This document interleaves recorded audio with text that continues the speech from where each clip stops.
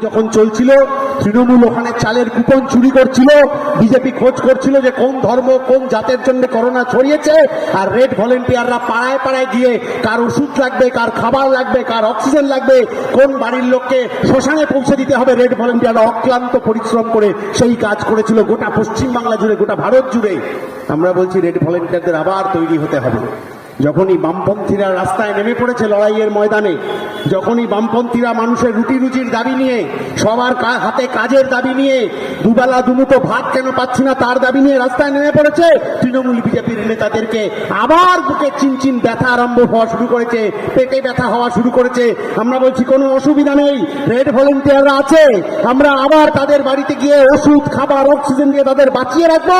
কারণ হাওয়া তো বদলাবে, ওই চোর চিটিংবাজ নেতাদের অনেক দিন বাঁচতে হবে। হাওয়া বদলালে পর রাস্তায় হাঁটাহাঁটি করার বদলে